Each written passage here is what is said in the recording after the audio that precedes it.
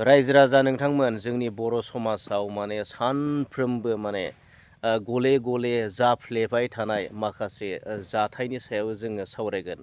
माखासे दरखारि माखासे इम्परटेन्ट माने जोंनि समाजाव गले गले माने जाफ्लेबाय थानाय आरो माने गंसे न'खरा माने जोबस्रांनायनि बे जोबस्रांनायनि आरो थेर बेथेर माने जानायनि गुबै जाहोनफोरखौ जोङो बे समाव नायबिजिरगोन रायजो राजा जोङो एनालाइसिस खालामगोन अबजारभेसन खालामगोन रायजो राजा नोंथांमोन। मानोना जोङो जोंनि दिनै बर' समाजाव माने गंसे न'खरा माने जोबस्रांनायनि गुदि आरो गाहाय बे जाहोनखौ जोङो नागिरनानै मोनबाय रायजो राजा नोंथांमोन। मानोना जोंनि माखासे हौवा मानसि आरो माखासे हिन्जाव मानसि हाबा जाखानायानो जा आरो हाबा जाखानाय हौवा आरो हाबा जाखानाय हिन्जाव। दा हौवानि बेलायाव जोङो नुनो मोनबाय बे जोंनि माखासे हौवाफोरा ओरैबायदि दुथां आखुनि दङ, ओरैबायदि मानसि दङ माने गावनि हिन्जावा जेसेबांखि समायना जाया मानो, गावनि हिन्जावा जेसेबांखि माने सना बायदि रुफा बायदि गुफुर गावदां जाया मानो, अब्लाबो बै हौवाया माने मालायनि हिन्जावखौ माने मेगन खेबनाय, मालायनि हिन्जावखौ माने फसायनाय, मालायनि हिन्जावनि माने मोदोम दांनो लुबैनाय, बिलिरनो लुबैनाय, नैबे मोनसे खार'ना जाहोना माने गंसे न'खर बायनायनि, गंसे न'खरा थेर बेथेर जानायनि गाहाय आरो गुबै जाहोन रायजो राजा। एखे सेम सासे आइजोआबो, हाबा जाखानाय गथ' गथाय थाखानाय सासे आइजोआबो गावनि हौवाखौ जेसेबांखि मोजां जाया मानो, जेसेबांखि समायना जाया मानो, नङा होमबा, माने गुबुननि हौवाखौ माने साबसिन नुनाय, गुबुन सेंग्राखौ साबसिन नुनाय रायजो राजा नोंथांमोन। गासैखौबो बुङाखै, माने जोंनि समाजाव माखासे सुबुं दङ, जोंनि समाजाव माखासे मानसिफोर दङ माने बैफोर केरेक्टार, बैफोर आखल आखुनि थाखायनो दिनै जोंनि बर' समाजाव सोरनिबा जिउ जोबदों, सोरनिबा न'खरा थेर बेथेर जादों, सोरबा चेन्नाइ, बेंगालर, हायद्राबाद बायदि बायदि जायगायाव हिन्जाव गारनानै, गथ' गथाय गारनानै, हौवा गारनानै, गथ' गथाय न'खर बिहाव बिखुनजो गारनानै माने बै मानसिजों दोनखारलांदों रायजो राजा नोंथांमोन। आरो जुगामि बे जायगायाव संसार जानो थाखाय बिसोरो जानजि खाफ्रादों आरो बै जायगायाव खारखोमालांदों रायजो राजा नोंथांमोन। जायनि जाहोनाव हिन्जावा हौवा गैयैनि थाखाय, हिन्जावा गथ' गथाया बिफा गैयैनि जाहोनाव गोदाव सोराव, ना फरायनो मोजां हायो, ना जानो मोजां, गाननो जोमनो मोजां मोनो, फारसेनिफ्राय माने आंखालाव गोलैदों रायजो राजा नोंथांमोन। जायनि जाहोनाव बै न'खरा माने सानफ्रोम माने दुखुनि मोदैजों माने हांमा सुरनांदों रायजो राजा नोंथांमोन। थ' बियो जोंनि बर' समाजनि मोनसे बियो माने हारिमु कालसार बायदि जानो थांनायखौ जोङो नुनो मोनगासिनो दं रायजो राजा नोंथांमोन। जायनि जाहोनाव ओरैबायदि माने बिहाव बिखुनजो, नङा होमबा, बिहामजो फिसाला अनलायनाय गैया, गोरोबलायनाय गैया, मोनसे थासारि सोमजिहोदों रायजो राजा नोंथांमोन।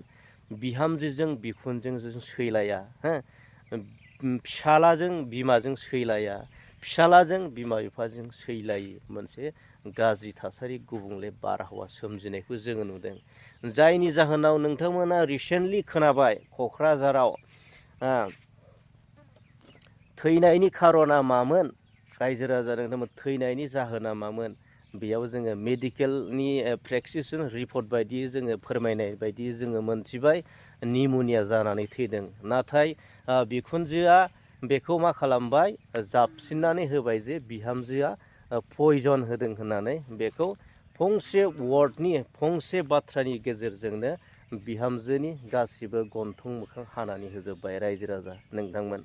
दा पयजन जाहोनायनिथ' जेबो रिपर्ट गैया। दिनै बेयाव जोङो मोनदाङो रायजो राजा नोंथाङा, सासे गथ' सानै गोनां फिसाला फिसाजो, एसेबां मोजां माने साननो हनो गोरों सासे आइजोआ दिनै बिहामजोआ गावनि हौवाखौ बेबायदि मुलि जाहोनानै बुथारगोन जोङो बेखौबो साननो हाया रायजो राजा नोंथांमोना जेखौ फोथायनो हाया। आरो सासे बिमायाबो गावनि फिसाखौ माब्लाबाबो मुलि जाहोनानै बुथारनो हाया जेसेबांखि गाज्रियानो जाया मानो दुथाङानो जाया मानो आरोना। थ' बेखौ जोङो रावबो फोथायनो हाया। रायजो राजा नोंथांमोन दा दिनैसिमबो जोङो बे समाव जोङो रावनिबो जानानै जोङो बिजिरनो हाया दाया सोरनि बे बाथ्राखौ जोङो सोरखौबा जोङो नारसिननो हाया जाबसिननो हाया। बे समाव नोंथांमोना नेनानै थानांगोन मानोना मेडिकेल रिपर्ट जाय मेडिकेल रिपर्टखौथ' मोनबाय जिथुनाखि पस्टमर्टेमनि जि रिपर्ट बियो फैथ'वाखै। जुदि बे पस्टमर्टेमनि रिपर्टआव मा ओंखारो दा बै रिपर्टनि गेजेरजोंसो माखासे नायबिजिरनाय माखासे इनभेस्टिगेसन माखासे प्रसेसफोरा सोलिगोन आरो दा बे समाव जोङो बेखौ जोङो रावखौबो जोङो दुसिनो हाया। मानोना आंनि मथेब्ला जिथुनाखि सिमटम्सफोरा जुदि मुलि जानायनि सिमटम्स जुदि नंगौब्ला बेयो माबा मोनसे बेयाव जानो हागौ माबा मोनसे थानो हागौ। खिन्थु जों नुबाय गावनि असे माने बिसिया गावनि असे बिमाया मालाबाबो बे खामानिखौ मावनो हानाय नङा जों बेखौ रोखा जाबाय रायजो राजा नोंथांमोन। थ' माबा मोनसे जुदि पस्टमर्टेम रिपर्टआव जुदि माबा मोनसे नेगेटिभ फैयोब्ला बिनि नायबिजिरनाय इनभेस्टिगेसन बिनि प्रसेसा गुबुन जागोन रायजो राजा नोंथांमोन। बे समाव जि सोदोबखौ बाहायबाय नङा होमबा जि बिखुनजोआ सोदोबखौ बाहायबाय बे पयजन सोदोबखौ बाहायबाय बियो माने मोनसे जोङो बिनिफ्राय हमदांनो हादों माने बिहामजोजों बिखुनजोजों माने गोरोबलाया जायनि जाहोनाव बेफोरबायदि माखासे जाय गिथावना सोदोबा जाय सोमोनांथावना सोदोबा जे गेजेराव सोमजिदों आरो बे गिथावना फंसे रावानो दिनै माने ससियेल मिडियायाव सोमावग्लुंदों रायजो राजा नोंथांमोन। थ' जों रायजो राजा नोंथांमोन दिनैनि जोंनि गेजेराव जोंनि बर' समाजाव जाफ्लेबाय थानायनि मेन गाहाय जाहोना बेनो माने जोंनि हौवा मानसिफोरा हाबा जाखानाय मानसिया माखासे हाबा जाखानाय गथ' गथाय गोनां संसार गोनां हिनजाव गोनां हौवाया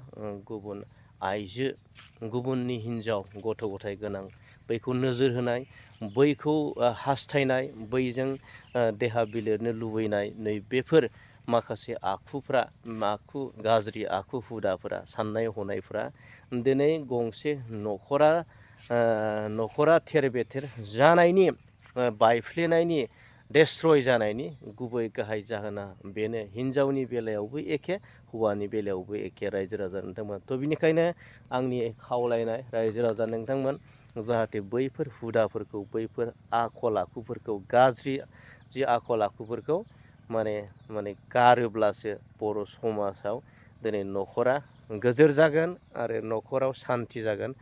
हौवा हिनजाव गथ' गथाय ग्रें ग्रें रुजु रुमु रायजो जालांनो हागोन आरो रायजो राजा नोंथांमोन। थ' दिनै भिडिअखौ बेखिनियाव दोनथ'बाय। गोजोन्थों। जै बर' हारिनि।